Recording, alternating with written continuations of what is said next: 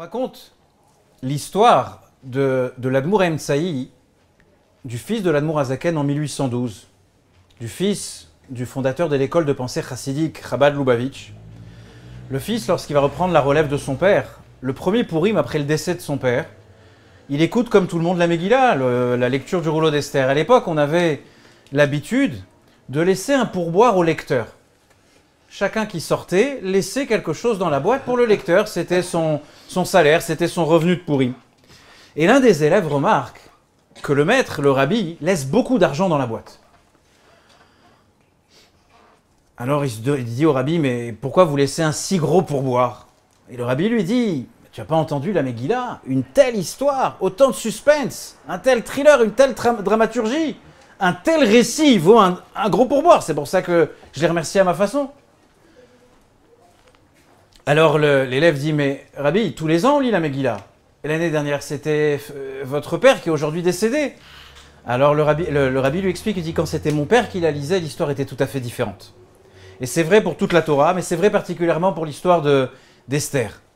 Lorsqu'on lit la Megillah, on relit la Megillah, on découvre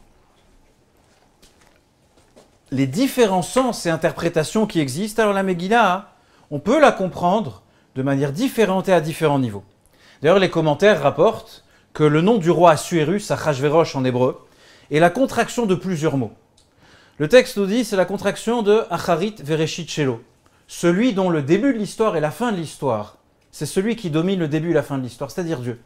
Achashverosh, selon le Talmud et différents commentaires, lorsqu'on cite, on dit le mot roi dans la Megillah, on fait référence à Dieu lui-même. On peut lire la Megillah dans son sens le plus littéral.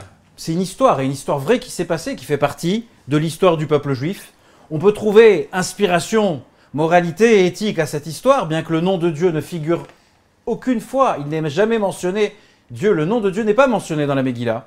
On peut découvrir une histoire spirituelle avec un enseignement duquel on va ressortir grandi. Mais on va ce soir essayer de regarder la Megillah à travers une lecture plus psychologique.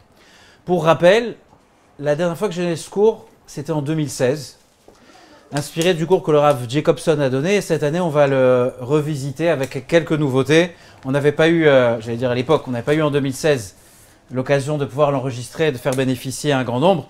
Donc ce soir, c'est ce qu'on va essayer de faire ensemble. Vous le savez tous très bien, Esther est l'actrice principale dans notre série. L'héroïne qui incarne la quintessence de Pourim. D'ailleurs, l'histoire porte son nom et ne porte pas l'histoire de l'autre héros de l'histoire qui est Mordechai. Et le Talmud nous dit la chose suivante, que Esther va persuader le Sanhédrin, la cour suprême du peuple juif, tous les plus grands rabbins de l'époque, dont Mordechai, pour transformer la commémoration de cet événement en une fête. Et ça va devenir la fête de Pourim.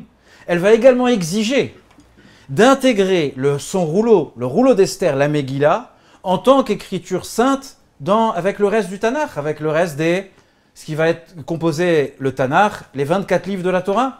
Et les sages, nous dit le Talmud, craignaient que de rentrer dans notre patrimoine éternel, cette histoire allait créer beaucoup de jalousie, ou parlons franchement, beaucoup d'antisémitisme. D'ailleurs, certains ou certaines ont écrit des livres sur Esther en parlant beaucoup d'antisémitisme, comme quoi le rejet de Amalek à l'époque a pu créer l'antisémitisme, etc.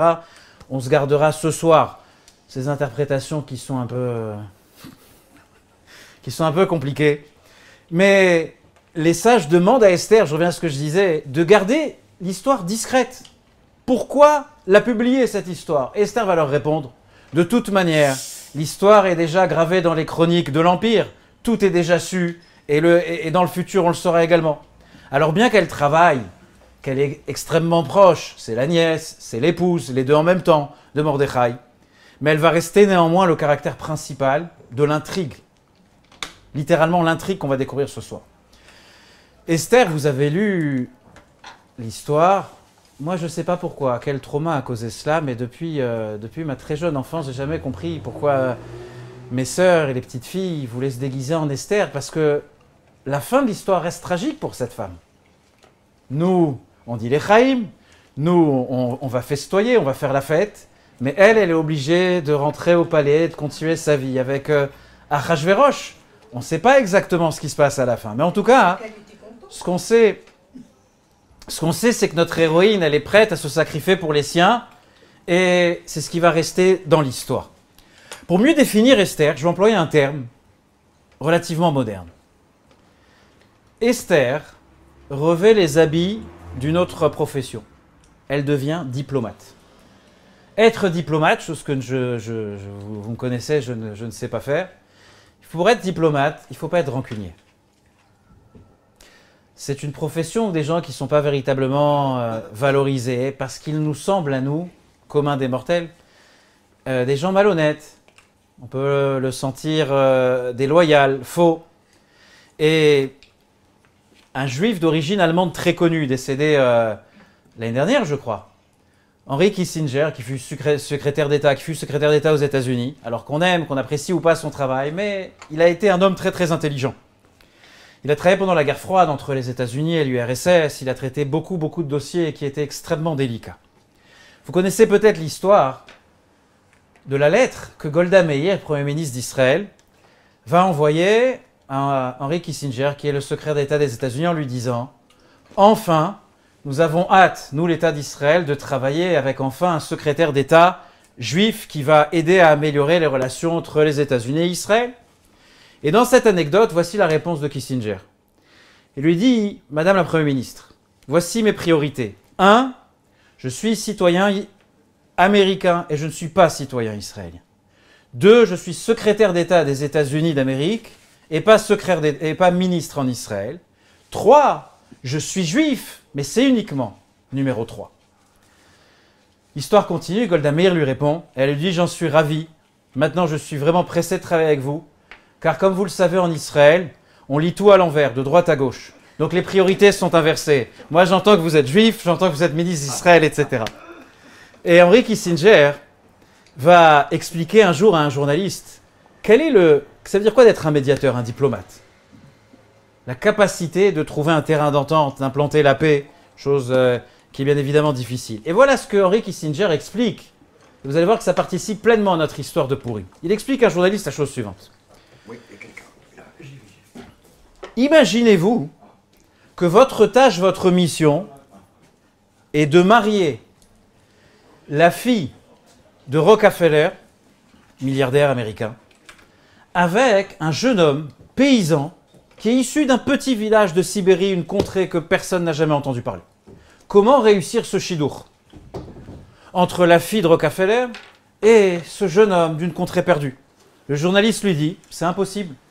Il lui dit, c'est pour ça que vous êtes journaliste et moi diplomate. Il lui dit, en fait, c'est très simple.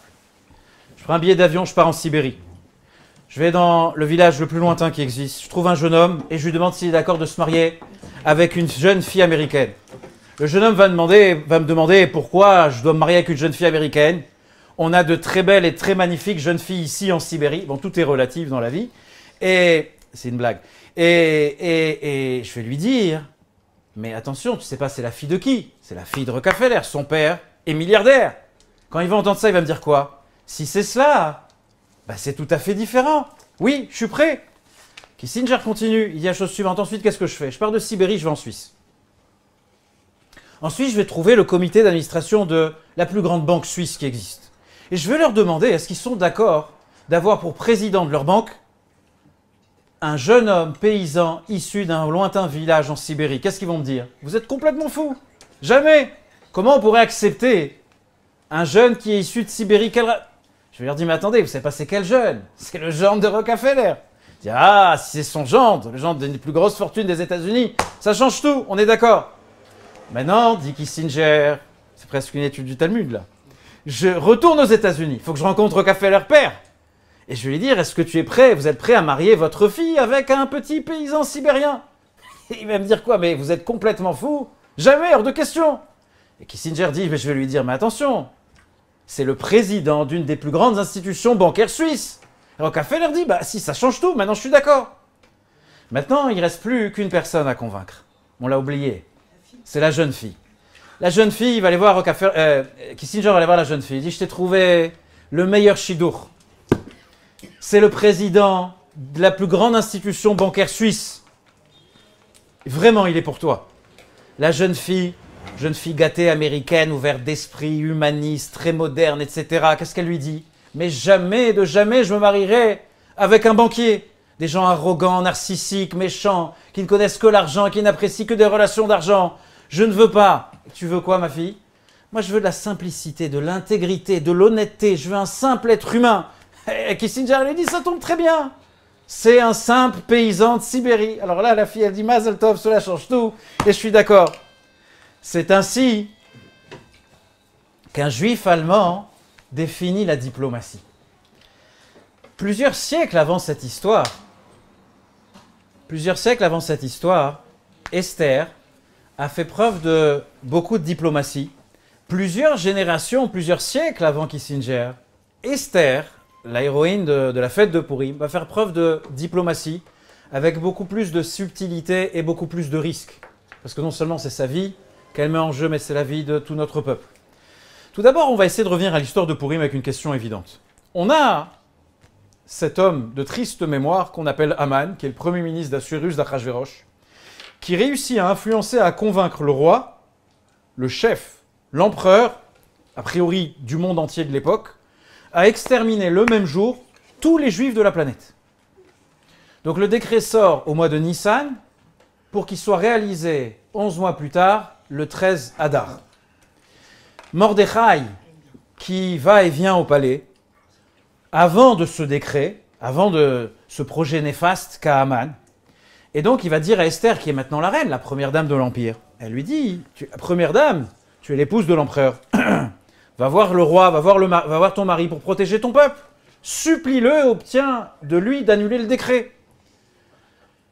La première observation dans la Megillah, c'est qu'on sait que Mordechai demande cela à Esther, mais on ne voit pas qu'Esther le fait. Elle ne le fera jamais. Esther n'obéira pas à ce que Mordechai lui demande. Elle va dire, elle va argumenter, elle va dire, ça fait plus de 30 jours que je n'ai pas été appelée dans la salle du trône, et la loi voulait à l'époque que, bon, c'était très compliqué, etc. Et pour être plus rapide et plus court, eh ben, elle lui dit, je risque de ressortir plus courte d'une tête. Il va me couper la tête. Impossible d'entrer le voir comme ça. Mordechai insiste. Et Mordechai lui dit, peut-être c'est l'unique raison pourquoi toi, jeune fille, issue d'école juive, de séminaire, etc., qui t'es retrouvée première First Lady de l'Empire, c'est peut-être pour ça que Dieu t'a placé là-bas. Esther refuse finalement. Ensuite, l'histoire continue. Elle demande alors à Mordechai de jeûner. Elle dit qu'elle m'aime et ses jeunes filles vont jeûner. Et vous connaissez l'histoire. Elle va entrer dans la salle du trône. Le roi va la voir. Il va tendre son sceptre parce que sinon il fallait lui couper la tête. Et il lui dit, qu'est-ce que tu veux? Ma reine, qu'est-ce que tu veux? Elle aurait pu dire, mon peuple est en danger. Elle ne demande rien. Elle ne demande pas cela. Elle ne demande pas, la première fois où il lui demande quelque chose, elle ne parle pas de sauver le peuple juif. Qu'est-ce qu'elle fait? Elle l'invite à un festin. Vous connaissez l'histoire? Elle va l'inviter à nouveau pour un deuxième festin. Lors du premier repas, le roi va lui proposer de lui donner la moitié du royaume, en français de tout lui donner. Moi je pensais que quand il lui propose ça, elle va en profiter. Elle dit rien. Qu'est-ce qu'elle dit? Elle dit alors, est-ce que vous pouvez revenir demain pour le festin que j'organise pour vous? Elle invite en fait, à la place de faire ce que Mordechai lui demande, elle invite une fois et deux fois Achashverosh et Haman. Haman est content et satisfait. Mais la question qui se pose, c'est pourquoi attendre autant de temps? Finalement, il y a 3 entrevues avec le roi. Pourquoi pas dès le début? Elle n'obéit à Mordechai et elle respecte le mort de conseil que Mordechai lui donne. Peut-être que la stratégie d'Esther est la suivante. On voit au début de la Megillah que Achashverosh organise un festin qui dure. Il aime le goût de l'alcool. Il aime l'alcool, il aime la fête. Il invite tous ces sujets. Et vous savez que chez nous, j'ai reçu d'ailleurs un message tout à l'heure, que la synthèse de toutes les fêtes juives, c'est qu'on a été menacé de danger de mort. On a été sauvés. Alors maintenant, mangeons. C'est le résumé que quelqu'un m'a envoyé tout à l'heure de toutes les fêtes juives. C'est vrai qu'une belle négociation, ça se passe toujours autour d'une belle table. Mais pourquoi elle attend autant de temps, Esther? Qu'est-ce qui s'est passé? Nous, on sait qu'entre les 2 repas, les 2 festins, il y a eu un événement, et le texte et la halakha nous le rappellent, que c'est un événement qui est extrêmement important. C'est ça que dans beaucoup de communautés, le lecteur doit élever la voix. Que le roi, entre les 2 festins dans la nuit, qui sépare les deux repas, le roi est frappé d'insomnie. Il va demander à ce qu'on lui lise les mémoires du royaume. Il n'arrive pas à dormir. Alors on lui lit, on lui parle de Mordechai, qui Mordechai l'avait sauvé d'un complot de ses deux propres gardes du corps qui voulaient le tuer, et donc ils les ont arrêtés à temps. Il demande est-ce que Mordechai a été récompensé. Il dit non. Qui est là? C'est la nuit, tard. Il dit Aman est là. Il fait appel à Aman. Aman pense qu'on parle de lui, mais en fait on parlait de Mordechai. Il lui dit qu'est-ce que tu ferais à quelqu'un que le roi apprécie? Bon, vous avez lu l'histoire. Mais Esther, elle ne savait pas qu'il allait avoir cette histoire, qu'il n'allait pas trouver le sommeil, qu'on allait lui lire les chroniques du royaume, etc. Elle ne le savait pas. Et même si le roi avait, oui, pu dormir, si Mordechai n'avait pas eu de récompense, qui lui a permis d'attendre? Qu'est-ce qui s'est passé? Dans la Torah, pour répondre à cette question, il faut savoir la beauté, la magnificence de notre tradition, c'est que les plus grandes idées, les plus grands secrets, les plus grands concepts sont articulés ou exprimés très souvent par un seul mot. Un seul mot, une seule différence. Quand on lit la Megillah, on voit une différence fondamentale entre les deux invitations. Pour ceux qui préparent bar et bat mitzvah, mariage et fête en tout genre, vous savez que la manière dont on rédige l'invitation peut créer des problèmes diplomatiques de premier ordre. Surtout chez nous, juifs séfarades, ça peut être très difficile. Dans l'invitation d'Esther, la première fois, elle dit « Ima la meler tov » s'il plaît au roi. « Yavo ha-meler ve-Haman hayom » que le roi et Haman viennent aujourd'hui vers le festin Asher Asitilo que je lui ai préparé, que j'ai préparé à sa majesté. Donc, Achashverosh ici entend que le festin était préparé pour lui. Le lendemain, lorsqu'elle l'invite, le soir même, lorsqu'il va au festin et qu'elle lui dit alors, ma chère reine, qu'est-ce que je peux faire pour toi? Esther lui dit la chose suivante, que s'il plaît au roi, alors je vais faire que le roi et Haman viennent au festin, Asher et Selahem, que je prépare à tous les deux. Là, étrangement, l'invitation change. Le festin n'est plus en l'honneur unique du roi, elle inclut le roi et son premier ministre dans la même invitation. On va bien l'aborder. Ce détail exprime la personnalité d'Achashverosh. Comment Esther perçoit Achashverosh et Haman d'un point de vue psychologique? On va voir la très grande intelligence de cette femme extraordinaire et le sauvetage incroyable que Dieu a placé dans ses mains pour sauver tout le peuple juif. Le verset nous dit que lorsque le roi et Haman viennent au Mishté, lors de l'invitation, il est dit « Yavo ha-meler ve-Haman hayom ». Esther dit que le roi et Haman viennent aujourd'hui. Si vous prenez Yavo ha-meler ve-Haman hayom, vous prenez les premières lettres de ces mots, vous avez Yud-Ke, Vav-Ke. Vous avez les 4 lettres qui forment le tétragramme. C'est le Harizal qui note que l'acronyme, les Rachetevot, de ces mots, de l'invitation, on voit ici le nom de Dieu qui apparaît. Dans l'ordre, Yud-Ke, Vav-Ke. La clé pour comprendre cela, c'est de comprendre la personnalité d'Achashverosh, du roi. Pour être un leader, pour être un roi, un empereur, il faut avoir du talent. Souvent, c'est des tyrans et de très méchantes personnes, mais ils ont beaucoup de talent, d'aptitude. Et c'est aussi des gens qui ont énormément de défauts et de vices. D'ailleurs, comme nous tous, on a des qualités, on a des défauts. Mais dans le leadership d'une personne, on peut voir très clairement quelle est sa grande faiblesse. Dans le traité Megillah, dans le traité de Talmud qui parle de la fête de Purim, Rabban Gamliel nous dit un mot au sujet de Achashverosh. Meler afarfechan haya. C'était un roi indécis, renversé, à four. Il changeait d'avis tous les jours. Il se réinventait tous les jours, pas en meilleure personne, il se réinventait tous les jours parce que c'était une personne qui était qui manquait profondément d'estime de soi, de confiance en soi, et qui était dans une quête perpétuelle d'identité, due à la fragilité de sa propre personne. Il était toujours dans une défiance par rapport à son environnement. Il évoluait dans un monde qu'il a créé, dépourvu de sécurité et d'équilibre. C'était un homme qui, littéralement, nous dit la Gemara, il avait peur de son ombre.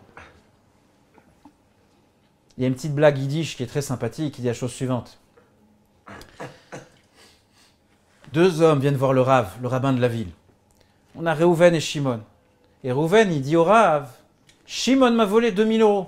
Le Rav il dit, Shimon, rembourse-lui 2000 euros.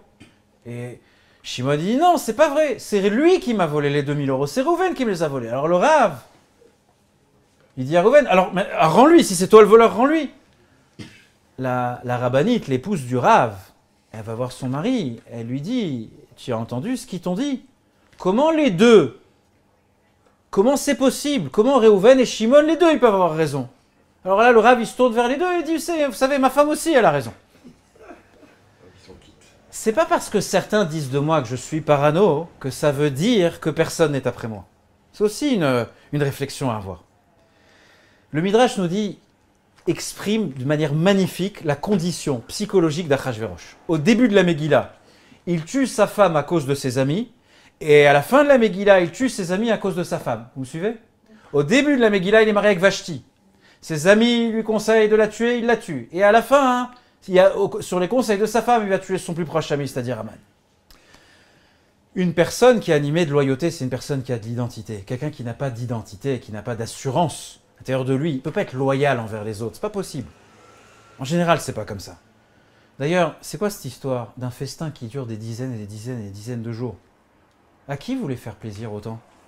Et dans la Megillah, on vous donne le menu, la vaisselle, le mobilier, le textile qui a été utilisé. Qui dans l'histoire du monde? Bien évidemment, le vin. Le vin qui correspond et la nourriture qui correspond au goût de chacun et chacune. Qui, à part une personne qui cherche l'attention de tout le monde, qui vit dans une insécurité perpétuelle et qui demande finalement, quand on voit le détail du festin qui va organiser pour tous ces sujets, c'est une personne qui dit complimentez-moi, je suis beau, je suis intelligent, mais il va falloir me le dire. C'est un roi qui exprime un très grand signe de désespoir. D'ailleurs, vous connaissez cette blague? Il y a une femme qui, on pourrait dire la même chose sur Paris, une dame qui vit à New York et qui dit que je déteste New York, j'aime pas vivre là-bas. J'ai des problèmes psychologiques et je supporte pas vivre là-bas. On lui demande pourquoi vous vivez là-bas. Elle dit moi je suis atteinte de paranoïa. Mais alors pourquoi vous y vivez? Elle dit parce que là-bas toutes mes peurs sont justifiées. D'ailleurs, c'est la raison pour laquelle il va tuer Vashti, sa première femme. Il lui exige de s'exhiber, de se montrer nue devant tout le monde au festin. Elle refuse et lui va bouillir de colère. Certaines personnes qui manquent de sécurité, qui manquent de confiance, qui manquent de valeur, sentent que la contradiction, c'est de la persécution. Quand on les contredit, j'ai le droit de ne pas être d'accord avec vous, je vous respecte, je vous aime, je vous apprécie, mais je ne suis pas d'accord avec vous. Quelqu'un qui est mal à l'intérieur de lui, il prend ça pour une persécution. D'ailleurs, au tout début de Bereshit, lorsque la Torah décrit la relation entre un homme et une femme dans un couple, la Torah dit que la femme est Ezer Kenegdo, l'aide qui est face à lui, mais littéralement qui est contre lui. Et le texte nous explique que lorsque l'épouse contredit le mari, eh ben elle vient l'aider plus que si elle disait oui à tout. Parce que la contradiction, si elle est bien interprétée, elle permet un enrichissement, elle permet un défi positif qui permet d'élargir mon horizon. De se dire, je vais réfléchir à ce qu'elle est en train de me dire. Une personne qui est fragile, qui n'est pas sûre de soi, chaque contradiction est une déclaration de guerre. Pour le roi, lorsque Vashti refuse de venir, il a l'impression qu'on le convoque à la guillotine. C'est la peine capitale pour lui. Il a un problème psychologique profond. D'ailleurs, il est profondément troublé, il en souffre, et donc ce qu'il va faire, c'est que il va en tenir compte et il va la condamner à mort. D'ailleurs, quelle est la réponse de Vashti? Élie le citait tout à l'heure. Qu'est-ce que Vashti dit? Vashti lui rappelle ses origines modestes, que lui n'était que le gardien des chevaux de son père à elle, Balthazar, qui était le petit-fils de Nabuchodonosor, et qu'elle, elle a du sang royal qui coule dans ses veines, alors que lui, c'est un simple paysan. D'ailleurs, le Gaon de Vilna note dans la Megillah que certaines fois on dit Amalka Vashti ou Vashti Amalka, la reine Vashti ou Vashti la reine, c'était en fait le dialogue entre mari et femme. Je suis la reine Vashti, je suis d'abord reine, avant de me marier avec toi, je suis issu d'une famille royale. Et lui disait non, t'es d'abord Vashti et c'est moi qui t'a rendu reine. D'ailleurs, c'est ce qui se passe souvent dans les couples. Les maris, je peux me permettre de dire certaines choses quand ma femme n'est pas là, les maris savent pertinemment que leurs femmes ont toujours raison. C'est ce qui les rend encore plus furieux. J'ai pas raison? Ouais. Donc les dames acquiescent. Vashti devient une menace. Et Vashti devient une menace. Je répète, c'est une blague. Hein, Et le roi consulte ses conseillers. Et lui, il hésitait, parce que hésiter, c'est son caractère. Il comprend qu'il y a un problème, mais hésiter, ça fait partie de ses... Il est construit de cette manière-là. Et il y a un de ses conseillers, Memouchan, qui prend la décision de le faire, parce qu'il dit la chose suivante. Si ça se sait, si ça apparaît sur les réseaux sociaux que la reine refuse de se présenter devant le roi, ça va être le chaos, ça va être la révolte. Et qui va être responsable? C'est toi, Achashverosh, qui sera responsable de cela.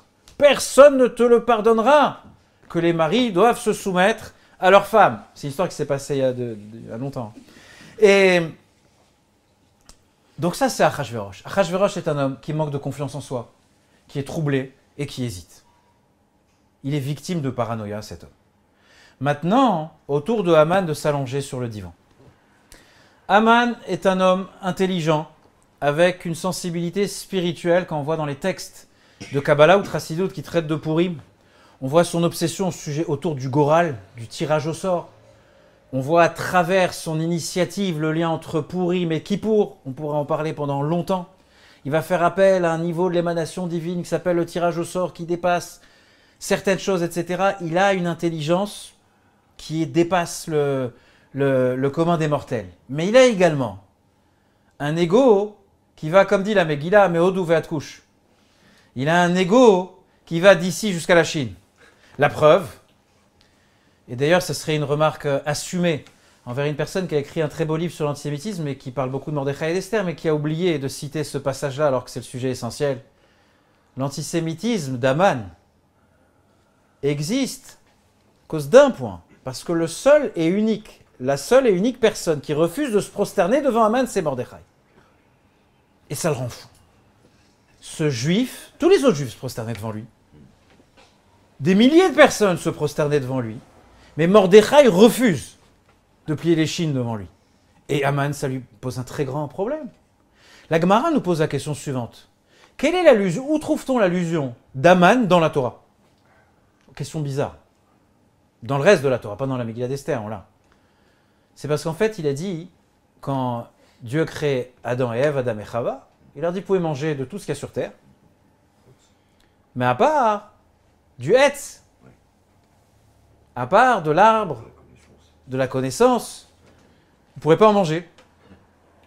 Et Haman sera pendu sur Haetz, sur l'arbre. Donc disent nos sages, où on voit Haman dans la Torah au tout début de Bereshit. Je comprends pas. Pourquoi chercher une preuve dans la Torah que le concept d'Haman, il existe déjà depuis Bereshit?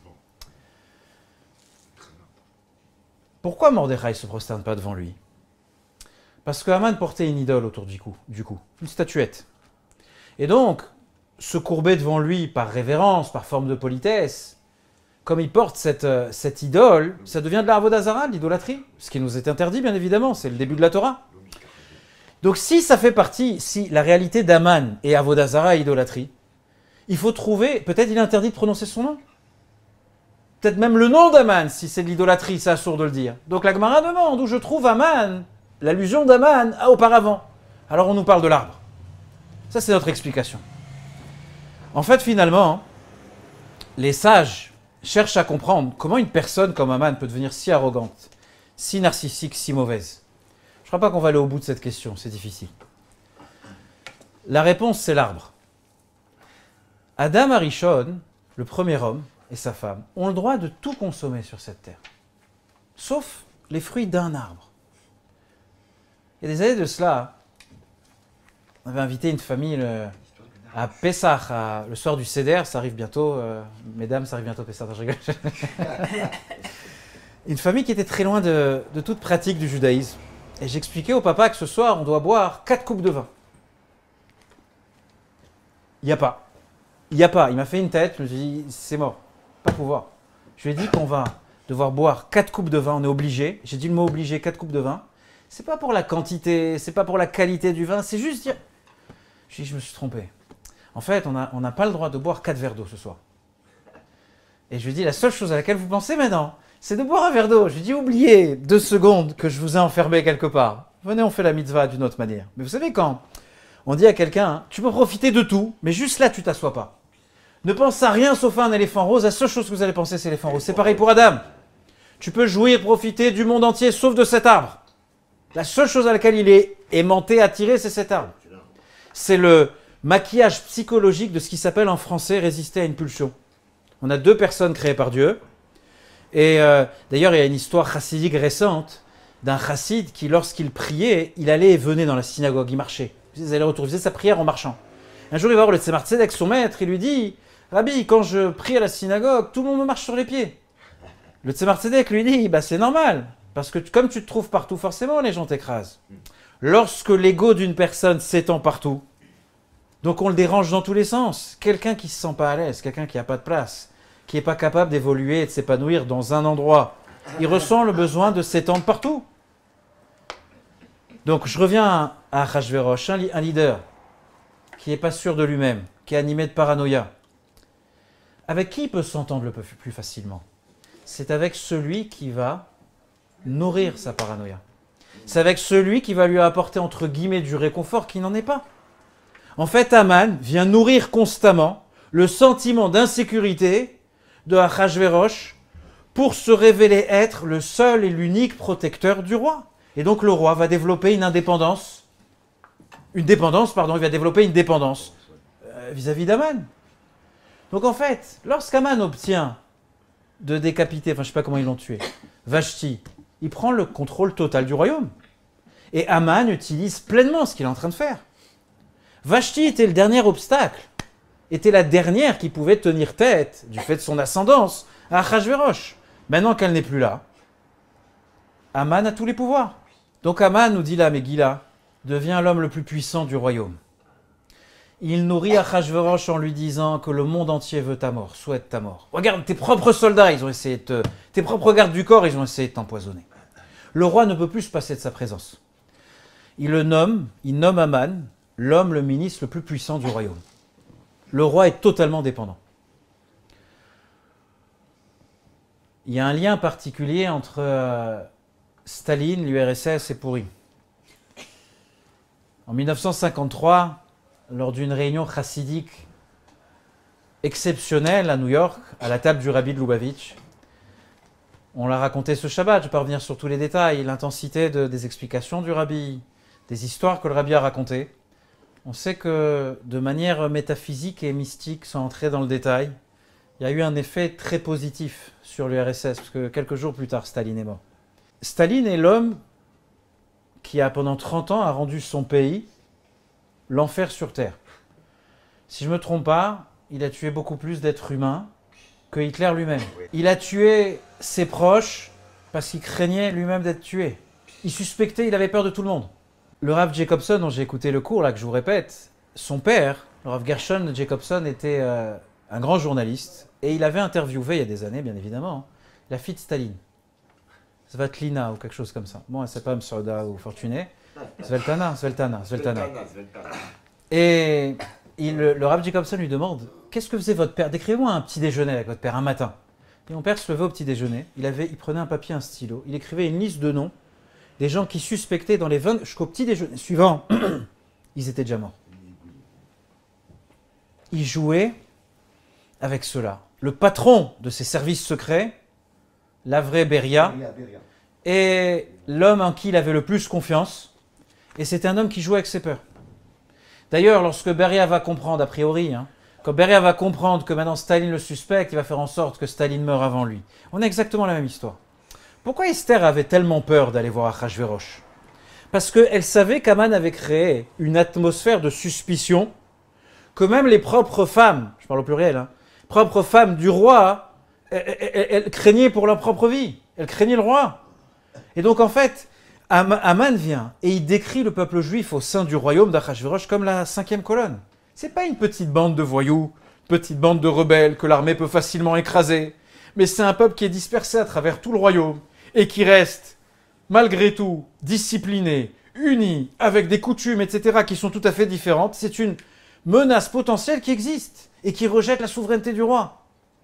Même chose avec le complot contre les médecins juifs de Staline, et Staline est mort avant, enfin, vous connaissez l'histoire. Donc on a vu Achashverosh en thérapie, sa paranoïa. On a vu Aman, l'ego de cet homme, tout le monde doit se prosterner devant lui. Il ne supporte pas, Aman ne supporte pas qu'on ne se baisse pas devant lui. C'est-à-dire qu'en fait, il n'y a aucun endroit dans lequel il est à l'aise. Il faut que tout le monde soit courbé devant lui. Maintenant, on va faire connaissance avec Esther. Esther, c'est une grande sadéquette, une femme d'une qualité exceptionnelle. Et c'est une grande diplomate. Qu'est-ce qu'elle comprend? Que dans la relation qu'elle a avec son nouveau mari, elle est mariée avec un homme qui souffre d'estime de soi, souffre de tension, qui est peut-être pas dû, bon, je suis pas son psy, peut-être pas dû à des traumas de son enfance ou autre, je ne sais quoi, mais une absence totale d'identité. Donc en fait, elle se dit la chose suivante. Étant sa femme, elle sait pertinemment comment il est. Donc elle ne peut pas respecter ce que Mordechai lui dit de faire.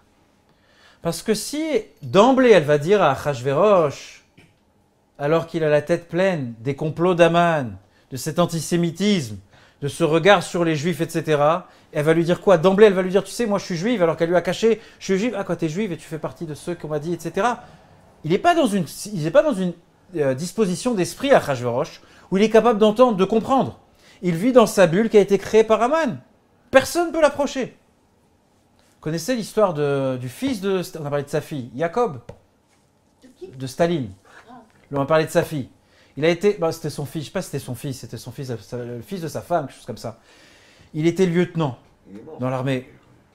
Il était lieutenant. Il a été capturé, kidnappé par les nazis.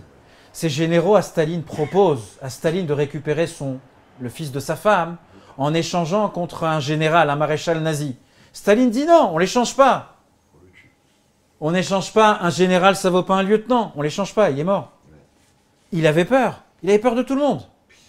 On voit dans notre histoire le roi Hérode. Le texte nous dit il fallait mieux être son chien à lui que son propre enfant. Il a tué ses propres enfants, il respectait ses chiens, il a tué toute sa famille. Esther, elle ne peut pas faire pareil. Elle ne peut pas supplier. Vous pouvez parler, essayer de convaincre quelqu'un qui a une disposition, dont vous avez l'oreille, comme on dit en français, quelqu'un qui a qui est disposé à vous écouter. Mais ce genre de personne, la pression, le dialogue, la séduction, il n'y a rien qui marche. On ne peut pas parler, on ne peut pas s'adresser à sa compassion. Je m'adresse à votre gentillesse, ayez la gentillesse de comprendre que truc, etc. On ne peut pas, elle va devenir elle-même l'ennemi du roi. C'est pour cela qu'elle ne peut pas écouter le conseil de Mordechai.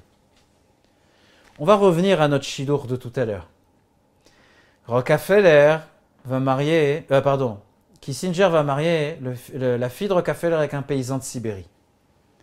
La différence avec notre histoire, c'est que Kissinger, il risque rien s'il ne réussit pas. Et Esther, elle risque sa propre vie et le futur de tout le peuple juif. Esther, elle connaît le point faible de Achashverosh et le point faible d'Aman. Malgré les grandes qualités de leadership qu'il devait sûrement avoir, elle sait qu'il est victime d'insécurité et de paranoïa. Aman, il a son défaut, on l'a expliqué, c'est son ego. Esther, qu'est-ce qu'elle va faire? Elle va jouer de la faiblesse de l'un contre la faiblesse de l'autre pour trouver une solution à son dilemme. Esther, elle va voir son mari, mais elle ne peut pas lui parler des Juifs. Alors qu'est-ce qu'elle fait? Elle l'invite à un festin qu'elle organise en son honneur. Le roi se demande la chose suivante. Pourquoi, à un moment romantique, galant, pourquoi ma femme, elle invite quelqu'un d'autre? La première fois, il ne se pose pas trop de questions. Qu'est-ce qu'il se dit? Bon, Aman est très important, c'est mon Premier ministre, c'est mon bras droit. Elle a peut-être pensé que ça me faisait plaisir, etc. Mais il ressent bien que le premier festin a été organisé en son honneur. Et au festin numéro 1, tout ce qui se passe, tout se passe très bien. Aman, d'ailleurs, nous dit le texte, il quitte le festin, et le texte nous dit qu'il était joyeux. Sa mère, Vetovlev. Le Malbi m'explique que c'est la première fois de sa vie qu'il a ressenti de la joie. Il avait un ego tellement grand. Vous savez, les gens qui sont un ego, qui sont tellement narcissiques, sont jamais contents. Il n'y a jamais rien qui peut me satisfaire. Je veux tout et je veux rien en même temps. C'est très très difficile. Il y a l'histoire là de... Je vais raconter l'histoire là de le conte de Tolstoï. Ça vous parle là? Non? Vous avez... Non, c'est pas Tolstoï avec le paysan? Le paysan qui avait beaucoup de terres. On a beaucoup de paysans ce soir.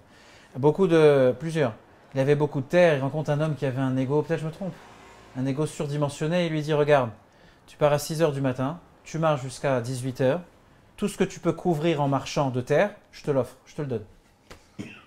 Marchez dans les rues de Paris, tout ce que vous arrivez à marcher dans une rue, le nombre de mètres carrés, je vous les offre. Qu'est-ce qu'il fait, l'homme? C'est cet homme. Il désire tout. Il a un ego surdimensionné. Donc au début, il marche, mais après, il comprend que s'il court, il va aller encore plus loin. Mais passé une certaine heure, il comprend qu'il va falloir courir en retour, il va falloir bien revenir, parce qu'à 18h, il l'attend. Qu'est-ce qu'il fait? Donc il court, mais c'est pas un grand sportif, mais il veut absolument gagner le maximum de mètres carrés, ou de kilomètres carrés, ou d'hectares possible. Et donc il réalise que maintenant il doit revenir. Il a plus de force, mais il se force, il est 17h57, 58, 59, il n'arrive même plus à respirer. Il tombe, mais il n'est pas arrivé à la limite. Alors qu'est-ce qu'il fait? Il tend son bras pour couvrir encore un mètre de plus. Il dit ça aussi, c'est à moi, mais il n'y arrive pas. Et le pauvre homme meurt à cet endroit-là. Alors le paysan l'enterre, et sur sa tombe, il va graver 2 mètres sur 1 mètre. C'est tout ce que cet homme avait besoin. L'ego d'une personne, on peut se disperser partout, et courir et croire que je vais être heureux ici, je vais être heureux là-bas, etc. Alors que finalement, c'est peut-être pas ça. Une personne qui a un ego qui est si grand, elle ne peut pas être heureuse. Et là, Aman, Esther, va faire en sorte qu'après le premier festin, c'est la première fois de sa vie, elle lui donne ce sentiment, elle le perturbe, elle lui donne ce sentiment que finalement, il est d'une valeur inestimable. Il rentre, il dit à sa femme, non seulement le roi, je suis le bras droit du roi, mais même la reine, elle est derrière moi. Même la reine est attachée à moi, le monde entier est à moi. Et il a une confiance en lui absolue, il devient aveugle. Esther le met à l'aise, mais en mettant à l'aise Aman, elle met mal à l'aise son mari. Parce que le mari, il est content. On est au premier repas. Il dit, ma chère reine Esther, Atratia Malchut, la moitié du royaume, je t'offre. Tu veux quoi? Dis-moi ce que tu veux. Esther, elle sort le grand coup. Et elle lui dit, s'il plaît à sa majesté de revenir demain pour un festin que j'organise pour vous, au pluriel. Pour toi et Aman. Vous savez, les gens victimes de paranoïa entendent tout. Vous savez, quand vous marchez du côté de Stalingrad et il est 2h du matin, vous entendez tout en fait. D'accord? Vous avez le portable qui est pris sur le 17, vous avez tout ce qu'il faut, vous entendez tout. Quelqu'un qui a peur, ses sens s'ouvrent. Achashverosh, le paranoïaque, qu'est-ce qu'il entend? Il entend que l'invitation a changé. Il entend que l'invitation a changé. Hier, c'était en mon honneur, mais étrangement, elle a invité quelqu'un d'autre. Bon, j'accepte. Mais là, demain, qu'est-ce qu'elle veut? À la place qu'on ait un peu d'intimité, on est quand même un couple. Le festin que je fais en votre honneur, toi et Achashverosh, elle nous met dans le même sac. Et là, Achashverosh change. Il suspecte quelque chose. Peut-être Esther et Aman ont une aventure. Peut-être qu'Aman veut me voler la reine. Peut-être qu'ici il y a une trahison. Peut-être que les deux se liguent pour me tuer. Ils commencent à devenir dingues. Ils sont peut-être là pour m'assassiner. Ou peut-être Aman manipule Esther pour la tuer comme il avait tué Vashti. Là, il commence à regretter son ex-femme. Donc il sait qu'il y a quelque chose à suspecter. Il y a matière à travailler ici. Esther, elle ne cherche pas à passer de message. Ni au premier repas, ni la première fois qu'elle l'invite, ni la deuxième fois qu'elle l'invite. Elle ne cherche pas à transmettre un message particulier. Elle cherche à brouiller les pistes et elle réussit avec brio. Qu'est-ce qui se passe? Ça, c'est un cadeau inattendu pour Esther. Le roi n'arrive pas à dormir. C'est un miracle pour nous dans l'histoire. C'est pour ça qu'on élève la voix à ce moment-là. Mais de manière plus rationnelle, on va dire, si elle a planté la graine dans la tête de Achashverosh, je comprends qu'il n'arrive plus à dormir. Il n'arrive pas. Comment dormir? Sa propre femme, elle est en train peut-être de comploter contre lui. La Gemara le dit clairement. Elle lui crée un piège. En fait, Aman ne se doute de rien, et alors que les invitations sont un piège répété d'Esther. Qu'est-ce qu'elle fait? Elle organise sur le ring une confrontation entre l'ego et la paranoïa. Tout ça pour sauver le peuple juif. Magnifique. Maintenant, arrive le deuxième festin. Essayez de vous mettre, on est saison 2, épisode 12. N'oubliez pas, le roi n'a pas dormi. Vous savez ce que c'est, hein, quand on ne dort pas, ouais. Journée de travail. Il arrive au rendez-vous, il arrive au repas le soir, au festin. Et Esther ne sait pas cet événement imprévu que le roi, ça va au-delà des espérances d'Esther. Il n'a pas trouvé le sommeil. On lui a lu les chroniques du royaume, du palais. On lui a parlé de Mordechai, le juif, le grand rabbin, qui l'avait sauvé d'un complot et qui n'a pas été récompensé. Donc il a demandé à Aman de récompenser le juif. Donc dans sa tête, l'appréciation, la perception de Haman, des Juifs, etc., elle évolue énormément. Donc en fait, psychologiquement, au deuxième repas, au deuxième festin, Achashverosh est prêt. Et Esther va dire la chose suivante. Sheelati ou bakashati, en hébreu. Sheela ou bakasha. Sheela, c'est une demande. Et bakasha, c'est une requête. Pourquoi cette redondance? Elle dit, ce que je demande et la requête que j'ai. C'est parce qu'en fait, elle parle d'elle, et elle parle du peuple juif. Elle dit, si c'est pour moi, c'est une simple question. Si je peux avoir c'est une simple question. Même pour mon peuple, c'est une vraie requête que je demande ici. Et elle dit à son mari, au roi, elle lui dit, quelqu'un désire anéantir tout mon peuple. On est tous destinés à mourir. Et Achashverosh lui dit, mais qui veut te tuer? Le roi sent qu'il sait pas. Il y a un air de complot dans l'air. Il y a un air de complot ici. Là, Esther est en train de lui confirmer qu'il ne s'est pas trompé, que son flair fonctionne toujours. Et le roi dit, mais je l'ai senti, c'est qui? Qui veut faire ça? Elle dit, Haman, c'est Haman. Donc là, la stratégie d'Esther, elle fonctionne parfaitement. Lui qui est aveuglé, toujours dans le parfum de cette proximité nouvelle avec la reine. Le roi s'énerve, il sort au balcon, peut-être pour fumer une cigarette ou pas, je ne sais pas. Lui, il se sent proche de la reine, qu'est-ce qu'il fait? Il tombe sur le lit de la reine, nous dit la Megillah. Il s'approche d'elle physiquement pour pouvoir lui parler et la supplier de lui accorder la vie. Le roi revient à ce moment-là et il trouve Haman, qui devient subitement un ennemi, assis ou à proximité physique de la reine. Et les mots de la Megillah deviennent célèbres à ce moment-là. Conquérir la reine en ma présence. Là, il devient... Tu as essayé toutes ces années d'être mon protecteur, mais en fait, c'était un complot pour me voler ma reine et tuer son peuple. Là, il devient fou. En fait, qu'est-ce qui est en train de se passer? Esther a placé, avec une intelligence incroyable, Haman à l'intérieur de son couple. Et là, on a la cerise sur le gâteau. On a Harvona qui arrive, Gam Harvona Zachor Letov, un des conseillers du roi a priori, qui vient et qui dit, Majesté, on a préparé une potence chez Haman. Le roi il dit, bon, qu'on en profite, allez me le pendre. D'ailleurs, le Talmud à ce sujet dit que la pire des choses, c'est une métaphore, c'est une image. La pire des choses est de s'immiscer entre un lion et une lionne lors de leur intimité, au moment où ils sont proches. C'est ce qu'Esther va faire, d'insérer Haman au moment où elle gagne en crédit auprès de son mari et que Haman a été totalement déstabilisé. La situation se transforme totalement. Le Talmud, j'ai deux derniers points à partager avec vous. Le Talmud dit la chose suivante, que finalement c'est une longue tradition que lorsqu'on a des ennemis, les piéger c'est à table. Au Moyen-Âge, c'était souvent, ils s'entretuaient autour d'une table. Mais en tout cas, elle a eu cette intelligence. Rabbi Yoshua a dit, on a un verset dans Michel, roi Salomon dit que ton ennemi, nourris-le de pain et après tu lui règles son compte. Il y a d'autres avis. Rabbi Yehuda dit parce qu'elle voulait pas qu'on sache qu'elle soit juive, donc elle a dû se cacher, sur ça qu'elle a fomenté tout ce complot, etc. Il y a un avis très intéressant qui dit la chose suivante. Pourquoi elle a invité Haman?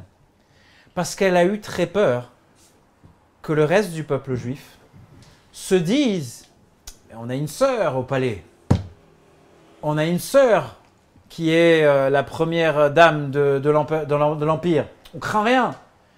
Pourquoi elle a eu peur de ça? Parce que s'ils pensent que tout repose sur elle, ils vont plus prier, ils vont plus demander à Dieu, ils vont plus revenir vers Dieu. Ils vont oublier Dieu, ils vont se dire c'est bon, on a des relations plus haut niveau. Laisse la prière, laisse la tzaka, laisse la tchouva, on n'a pas besoin de ces choses-là.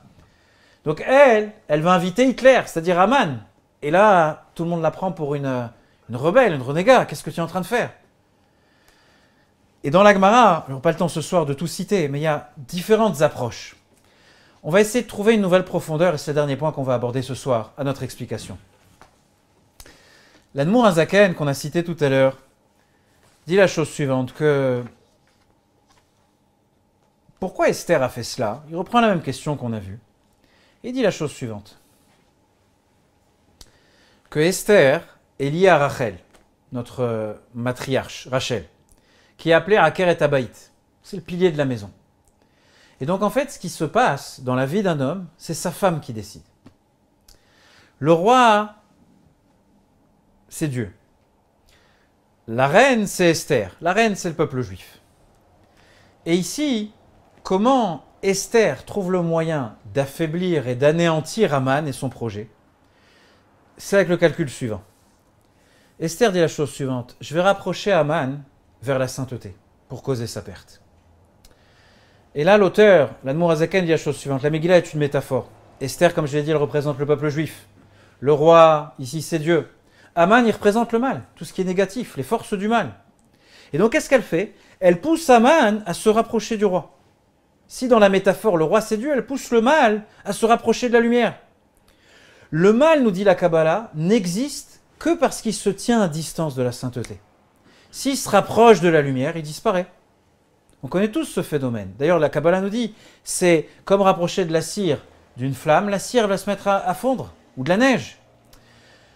On connaît tous ce phénomène dans le sens où il y a beaucoup de personnes créent un univers de mensonges, une illusion. Certaines fois, c'est brillant, mais c'est irréel. C'est plein d'illusions, plein de mensonges.